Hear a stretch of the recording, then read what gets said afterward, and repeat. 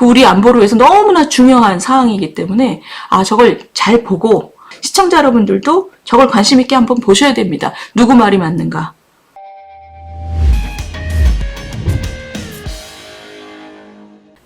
중동의 전쟁이 어디까지 갈 거냐. 지금 하마스하고 이스라엘 분쟁. 이란이 지금 하마스 뒤에 있다는 게 중론이잖아요. 이란이 이 전쟁 안으로 끼어들지 않도록 미국은 그거를 좀 누르고 있는데, 이스라엘이 가자 지구에 가서 지상군을 투입해서 앞으로 몇 달 정도를 저 하마스를 완전히 그 소탕을 시키는 그 작전을 진행하는 것을 미국은 말리고 있지 않습니다. 그 앞으로 굉장히 비극적인 상황이 앞에 놓여 있는 거죠. 지금 주말에 한다 그러고 왜 하느냐? 날씨가 나빠서. 이게 지금 지상군이 들어가려면 위에서 폭격을 해야 되잖아요. 그래서 비행기 시야 때문에 날씨가 안 좋아서 지금 며칠 기다리는 거지. 이게 오늘 내일 하고 있습니다. 지금 오늘 내일 하면서 이게 비극이 예정돼 있습니다. 얼마나 많은 사람이, 민간인도 많이 죽겠죠. 이스라엘은 민간인 피해를 최소로 하겠다고 하지만 저렇게 폭격하고 지상군 들어가서 골목골목 뒤지고 사람을 쏘고 이러는 과정에서 사람이 안 죽을 수가 없지요. 근데 지금 마음이 아픈 일들이 벌어지고 있는데, 근데 이게 우리나라한테는 어떤 영향을 주느냐. 이 윤영관 명예교수죠. 서울대 명예교수고, 노무현 정부 때 초대 외교장관을 했던 사람입니다. 굉장히 우리나라의 정치 외교의 어른이신데, 이분이 지금 우리나라에게 이게 어떤 영향을 미치느냐. 첫 번째, 우크라이나 전쟁이 일어난 것도 수많은 오판의 결과였지만, 그죠? 이번 것도 비슷하다. 이번 것도 비슷하고 양쪽이 아마 오판을 지금 하는 부분이 있을 거다. 그런데 이게 지금 우리나라에게 어떤 영향을 줄 거냐? 중동의 지역 전쟁으로 이게 확산이 되면, 이란이 들어오고 뭐 이렇게 되면, 제일 먼저 에너지 가격, 지금 에너지 가격이 엄청 올라서 전 세계가 이제 충격을 받겠죠. 우리도 마찬가지고.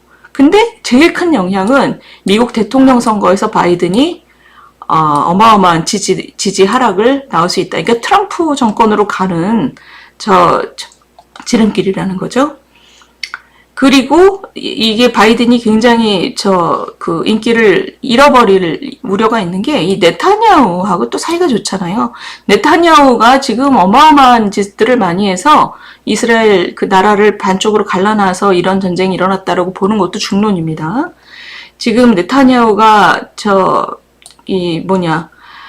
어마어마한 욕을 먹고 있어요. 근데 먹고 있는데, 그렇다고 해서 이스라엘이 지금 보복을 안 하고 가만히 있는 것도 기대하기가 어려운 일입니다. 근데 제일 중요한 거는, 이 윤영관 교수가 얘기하는 거는, 이스라엘과 우크라이나에 동시 지원하겠다고 미국이 얘기하지만 우크라이나로 가는 물자 지원이 줄어들 수밖에 없다. 지금 미국이 이쪽에다가 지원을 줄이면 유럽이 채워 넣어야 되는데 유럽이 그럴 역량이 안 된다. 근데 이분이 얘기하는 게 이거예요. 이 우크라이나 전쟁이 사실 이 러시아, 중국, 이란 이런 중심에 막 나가는 나라들, 막 나가는 권위주의 진영과 자유민주주의의 지금 싸움인데, 사실 어떻게 보자면 거기서 만약에 지금 박빙 상태에서 우크라이나가 조금 우세한가 이랬는데, 이게 지금 지원이 줄면 러시아 쪽으로 이게 전세가 흘러가면, 그러면 이제 우리 전 세계적인 문제가 되는 거죠. 저렇게 남의 나라를 침략해도 되는 세상, 전쟁이 자주 터지는 세상, 힘이 정의가 되는 이런 세상이 오고, 그 안에서 김정은이 뭘 생각하겠냐는 거죠. 이 자유민주주의 진영이라는 게 튼튼하지 않으면 북한의 김정은이 또 오판할 가능성이 굉장히 많다는 겁니다. 시청자 여러분, 이분이 굉장히 중요한 말씀을 하신 게 뭐냐면 이런 거잖아요. 북한은 저 하마스 놈들하고는 약간 다른 게, 북한은 그래도 멀쩡한 국가체제이기 때문에 계산을 할 줄 안다. 우리하고 그 전력의 차이가 너무 크기 때문에 저 하마스처럼 저렇게 무턱대고 패러글라이딩 타고 우리나라로 들어오고 장사포 갑자기 쏘지 않는다. 라고 많은 사람들이 생각하고 계신데, 이 윤영관 교수 또 외교하시는 전문가들이 말씀하시는 게 뭐냐면, 모든 전쟁은 객관적인 전력 차이가 없는 데서 나타나는 게 아니다. 왜냐하면 전쟁은 항상 이런 오판과 오산, 그리고 에스컬레이션. 누군가가 잘못 예측하고 잘못 판단하는데 그것이 이제 커지는 거죠. 그렇기 때문에 항상 주시하고 대화하고 이 두 가지가 항상 있어야 된다는 건데, 지금 이분이 얘기하는 게 저 우크라이나 전쟁이 저 잘못 흘러가면 김정은이 이제 뭐 좀 해도 된다 이런 식의 그 시그널을 받을 가능성이 굉장히 높다는 거예요. 그러니까 이분은 지금 이스라엘과 하마스 때문에 에너지 올라와서 우리나라가 곤란해지는 것도 곤란해지는 거지만 그거보다 훨씬 더 중요한 것은 이 우크라이나 전쟁, 이스라엘 하마스 때문에 우크라이나 전세가 바뀌어서 러시아가 이기게 되면 김정은이 아주 요상한 기대를 갖고 오판하게 될 가능성, 그게 한반도에 미칠 영향, 이런 걸 지금 걱정하고 계십니다. 저는 여기 100% 공감해요. 그런데 지금 우리 국정감사 관련해서 제가 한 가지 더 말씀드릴게요. 이게 지금 하마스 이스라엘 전쟁이 우리나라 국정감사에 어떤 영향을 주고 있는지, 이게 지금 제가 지난번에도 소개시켜드린 그 뉴욕타임스 칼럼니스트의 토마스 프리드만이라는 사람입니다. 전 세계에서 아마 가장 유명한 칼럼니스트일 거예요. 이 사람이 무슨 올리브와 렉서스 뭐 이런 거 쓰신 분이죠. 지구는 평평하다. 이 사람이 지금 이 사람 이름 보시면 이 만자 들어가는 이름, 이 사람 뭐 유태인이죠. 이름 딱 봐도 유태인이죠. 그리고 이 사람은 옥스퍼드에서 중동학을 전공했습니다. 그 유태인 출신의 중동학자고, 그리고 그러니까 이 중동 문제에 대해서 전 세계에서 가장 이제 전문성이 있는, 평생 여기에 대해서 글을 쓴 사람인데, 이분이 이제 이 사람은 미국 사람이지만 유태인의 피를 타고난 사람이잖아요. 이 사람이 보세요. 자기는 100% 이스라엘을 지지한다. 왜냐? 이스라엘이 미국의 가치와 같은 것들을 지향하기 때문에. 그런데 이번에 이 전쟁은 많이 다르다. 왜냐? 이스라엘의 내부 정치 때문에. 내부 정치가 너무 거지 같아서 정말 이걸 보는 사람들이 마음이 복잡해진다는 거예요. 이 네타냐후가 자기한테 오는 정치적인 사법 리스크를 피하기 위해서 대법원을 무력화시키려고 하고 이러는 과정에서 나라가 완전히 파편화가 됐다는 거죠. 멀티플 프랙처. 그러니까 이게 뭐 법원도 쪼개지고 군대도 쪼개지고 난리가 난 거예요.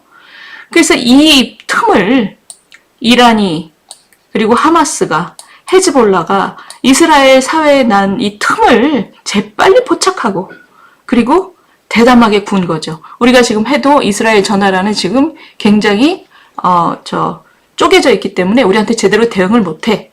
그래서 사실 그게 어느 정도 먹힌 거죠. 초반에 모사드도 이거를 못 읽었고 군대도 제대로 대응을 못했고 초반 희생이 너무 컸잖아요. 근데 문제는 초반 희생이 너무 컸는데 이스라엘이 너무 지금 격앙됐죠. 격앙돼서 지금 가자 지구에 지상군 투입한다는 거죠. 이게 이제 비극이 재앙이 되는 거죠. 근데 이 프리드만 칼럼니스트가 하는 얘기가, 지금 저는 못 봤는데 이스라엘의 네타냐후 내각의 장관이, 이 실만이라는 장관이 병원에 간 영상이 지금 전 세계적으로 완전히 지금 엄청나게 사람들이 보고 있답니다. 그게 뭐냐면, 지금 전쟁이 났는데 네타냐후 내각의 장관이 병원을 찾아가서 쫓겨난 영상이래요. 쫓겨났는데 이게 뭐냐면, 이 의사가 너 나가 이러면서, 너네가 나라를 이렇게 망쳐놓고 무슨 낯짝으로 이 병원에 왔냐. 그러니까 이스라엘에 전쟁이 났는데 지금 장관이 다쳐갖고 병원에 왔는데 쫓겨나는 영상이랍니다. 이스라엘 의사가 너네는 지금 부끄럽지도 않냐. 여기서 지금 전쟁을 이렇게 이 상황을 지금 키우는 게.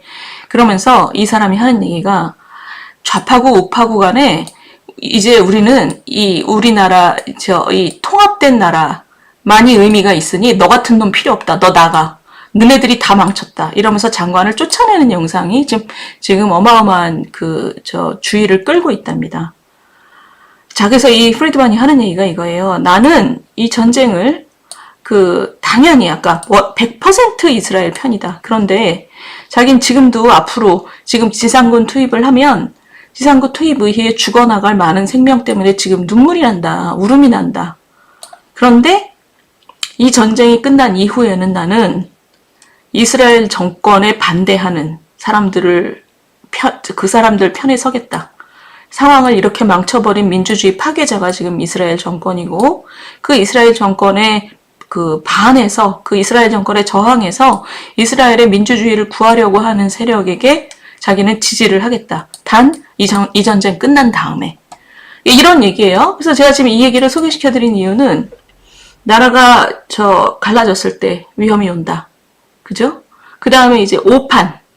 그 모든 전쟁은 아까 윤영관 교수가 얘기한 것처럼 모든 전쟁은 이 지도자의 오판으로부터 전쟁이 발발한다라는 게 그동안의 많은 역사에서 일어났다는 거예요. 자, 그러면 이게 우리나라에 어떤 영향을 주느냐? 우리나라가 그 총체적인 전력은 뭐 북한보다 우리가 훨씬 더하다. 우리가 쓰는 국방비가 얼만데 거기에 우리 모두 다 동의하죠. 그런데 북한은 일단 핵을 갖고 있고요. 그래서 지금 막 객관적인 전력이라는 게 정말 어떻게 핵만 갖고 있으면 뭐하냐, 전쟁 나면 우리가 이길 건데 라고 우리는 마음을 좀 놓고 있는 게 있는데, 지금 이 하마스 이스라엘 전쟁이 난 다음에 우리나라 국방부에서 신원식 장군이 뭐를 얘기하고 있냐면 9.19 군사합의 중지시키겠다라고 얘기를 하고 있지 않습니까? 9.19 군사합의를 중지시켜야 된다는 얘기는 뭐냐면, 지금 하마스 이스라엘 봐라. 저렇게 갑자기 날라오는데, 로켓포 쏘고 사람들이 막 날라오는데, 그거를 평소에 대비가 안 돼 있으면, 지금 아무리 시스템이 잘 돼 있어도 소용이 없다. 그런데 9.19 군사합의 안에는 그 정찰 기능을 40km 밖으로 뒤로 물려내는 조항이 있잖아요. 40km 안에는 DMZ 기준으로 이 접경에는 정찰기를 못 띄우게 된 합의가 있습니다. 근데 신원식 장군은 이런 얘기를 하는 거죠. 현대전은 정찰 기능이라는 게 사실 평화를 가져오는 거다. 상대방이 뭘 하고 있는지를 봐야 된다. 그래서 현대전의 특성상 많은 나라들이 정찰의 기능은 굉장히 열심히 하고 무력 도발은 안 하는 걸가 지금 전반적인 흐름이다. 그러니까 정찰에 대해서는 서로 어느 정도 묵인하고, 왜냐하면 그래야지 오판을 하지 않기 때문에 이 정찰 기능이라는 게 굉장히 중요하고, 특히 우리 대한민국은 북한에 비해서 이 전투기, 정찰 능력, 이런 정찰 자산이라는 게 굉장히 우위에 있는데 9.19 군사합의가 그걸 우리의 손발을 묶어놨다는 거죠. 근데 지금 하마스 봐라. 지금 정찰 기능을 묶어놓고 어떻게 이런 상대방의 도발을 저 의도를 어떻게 읽겠느냐. 정확하게 읽어야 되기 때문에 9.19 군사합의는 효력을 중지시켜야 된다. 이게 지금 신원식 장군의 지금 얘기고, 지금 국방부 국정감사에서 굉장히 쟁점이 되고 있습니다. 뜨거운 쟁점이 되고 있습니다. 그러면 시청자 여러분 지금 보셔요. 시청자 여러분 생각도 어떻게 해야 될 것 같으세요? 이게 우리나라가 북한에 비해서 굉장히 우위에 서 있는 게 이 비행 정찰 자산이고 공군력인데, 이거를 묶어놓은 게 굉장히 왜 저런 합의를 했을까 이런 생각이 드시죠? 그 다음에 두 번째, 9.19 군사합의의 굉장히 중요한 내용이 무력 증강 금지입니다. 근데 무력 증강 금지를 북한은 지금 아주 대놓고 어긴 거죠. 핵 개발을 계속하고 있잖아요. 미사일 발사하고, 미사일을 시험 발사하고. 근데 우리 손만 묶은 거죠. 북한은 거기서부터 완전히 자유로운데. 그러니까 도대체 저런 합의를 왜 했냐. 이런 느낌들이 드실 거예요. 그런데 이제 우리나라 안에서 지금 국론이 부딪히는 부분은 뭐냐면, 문재인 정권이 이거를 군사합의를 한 것까지는 굉장히 이상한 의혹이 많이 드는데, 문제는 일단 한 합의를 깨는 것을 우리가 하는 것은 그것도 부담스럽다는 거는 또 많은 분들이 또 동의하시는 부분이에요. 평화를 위한 군사 합의인데 저것을 우리는 북한처럼 막 나가는 나라가 아니기 때문에 우리가 저걸 적극적으로 무력화시키는 것은 또 굉장히 조심스러운데, 이런 걱정들을 하시는 분이 있습니다. 그래서 저것을 우리가 무력화시키는 거는 어떤 계기가 있을 때, 우리 국민들 그리고 국제적으로 저거는 저럴 만하네 라고 하는 계기가 있을 때 저거를 우리도 이거 이제 안 해, 이런 선언을 하는 게 맞다라고 생각하시는 분들이 대부분입니다. 그런데 신원식 장군은 지금 하마스 이스라엘 분쟁을 적절한 때라고 보신 거예요. 그래서 하마스 이스라엘 봐라, 우리도 지금 안보를 열심히 해야 되는데 이스라엘 꼴 되지 않으려면 우리 정찰은 해야 된다라고 9.19 군사합의를 중지시켰다고 얘기한 겁니다. 자, 시청자 여러분들 여기에 대해서 굉장히 생각을 해보셔야 되는 문제예요. 저는 이거 보셔요.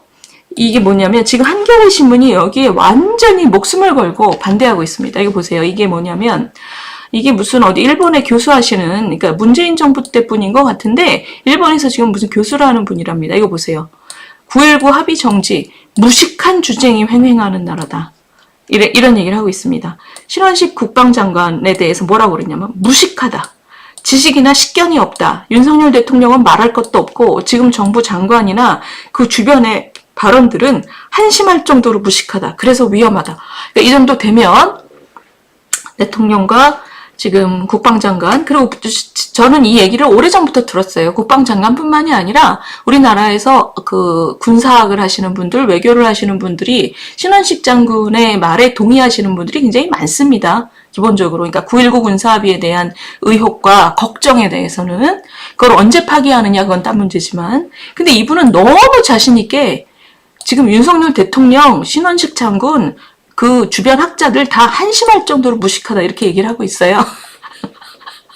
그래서 도대체 이 사람들이 무식하다고 하는 근거가 뭔가 막 나가자는 거죠. 이쯤 되면. 그죠? 이게 한겨레 신문 칼럼입니다. 근데 그 한겨레 신문 오늘자에는 또 이런 기사가 또 났어요. 번지수 잘못 짚었다. 그러니까 참 이분들 완전히 지금 속옷 벗어제치고 싸우자는 거죠. 이 정도 되면. 근데 근거가 뭐냐? 지금 보세요. 신원식 장군은 이 비행 금지 구역 설정 때문에 이 도발 징후를 실시간 감시하는데 굉장히 제한된다라는 주장으로 이게 한국에 불리하다. 9.19 군사합의가. 그래서 이 신속하게 합의 효력 정지를 추진하겠다고 밝히고 있는데 이분이, 그리고 또 안철수 국민의힘도 이 비슷한 얘기를 했다 그래요. 안철수는 더 무식한 발언을 했다. 이러면서 우리가 북한보다 상대적으로 우위에 있는 감시 정찰 기능을 스스로 상쇄하면서 심각하게 대북 군사 대비 태세를 훼손했다고 주장했다. 인데 이분은 이걸 무식하다고 얘기하지만 우리나라의 수많은 전문가들은 여기에 공감하고 있습니다. 근데 이분이 지금 뭐라 그러냐면 이 사람들이 다 무식하다고 얘기하는 근거가 뭐냐면 한국은 정찰 기능이 좋기 때문에 군사분계선 40km 뒤에서도 북한을 깊이 감시할 수 있다. 그렇지 않아도 감시 정찰 기능이 낙후한 북은 40km 뒤로 물러나서 한국이 깜깜하게 보일 것이다. 이런 과학적 지식을 모르는 듯한 무식한 발언을 했다는 것이 아이러니하다. 자, 이분의 주장에 대해서 어떻게 생각하세요? 저는 이분이 이렇게 자신있게 얘기하길래 뭔 얘기를 하나, 무슨 근거인가 봤더니 너무 이상한 주장이죠. 그죠? 북한은 원래 우리보다 감시 정찰 기능이 후진 거 맞는데 그래서 북한은 우리에게 그 감시 정찰 기능으로 원래 뭐라 그러죠? 제비가 안 된다 그러나요? 40km 뒤에 있어도 어차피 뭐 우리보다 훨씬 후지기 때문에, 그리고 우리가 뭘 하는지는 상대적으로 투명한 나라잖아요. 근데 우리가 무슨 군사훈련을 하고 뭘 갖고 있고 이런 거는 뭐 상대적으로 뉴스에 많이 나오는 나라고, 북한이 뭘 하는지를 우리가 이제 정찰하는 게 되게 중요한데 핵무기를 뭐 옮겼냐 뭐 이런 거잖아요. 갑자기 국경 근접한 지역에서 뭐 장사정포를 얼마나 지금 많이 옮겼냐, 핵무기를 어디로 옮기고 있냐, 이런 게 우리나라는 지금 굉장히 중요한 거죠. 왜냐하면 도발하는 쪽이 저쪽이니까. 우리는 방어하는 입장이잖아요. 그렇기 때문에 상대방이 뭐를 움직이느냐가 굉장히 초미의 관심사고, 이번에 이스라엘이 초반에 저렇게 타격을 많이 입은 게 저걸 놓쳤기 때문이죠. 초반에 모사드가 잘못 읽었기 때문에 움직이는 걸 봤는데도 그냥 통상적인 그 분쟁이야 이러면서, 왜냐? 모사드도 완전히 그 안이 지금 골마 터졌기 때문에, 정치가 잘못돼서. 자, 그래서 지금 이분은 제가 보니까 별로 아무런 논리가 아니에요. 근데 제가 이거를 굳이 소개시켜드린 이유는 이겁니다. 이 한겨레 신문이 지금 이렇게 굉장히 목소리를 높이는 거는 우리나라에 이런 생각을 하시는 분들이 있는 거예요. 이런 생각을 하시는 분들이 꽤 있고, 그 다음에 이분들 중에 일부는 북한하고 합의한 것은 무조건 지켜야 되라고 신주단지 모시듯이 하는 어떤 정신적인 세계를 가지신 분들이 있지요. 물론 그분들 있지요. 근데 그분들 말고 더 중요한 분들은 누구냐면 이런 분들이죠. 제가 아까 말씀드린 군사합의를 지금 깨는 게 맞아? 인 거죠. 그러니까 국제적으로도 또 국내 우리 국민을 위해서도 이게 정말 국론을 위해서 또 국제적인 우리의 평판을 위해서도 우리도 북한처럼 이거를 그냥 막 깨는 게 맞아? 그게 오히려 북한을 도발하지 않을까? 또는 우리의 평판에 문제가 생기지 않을까?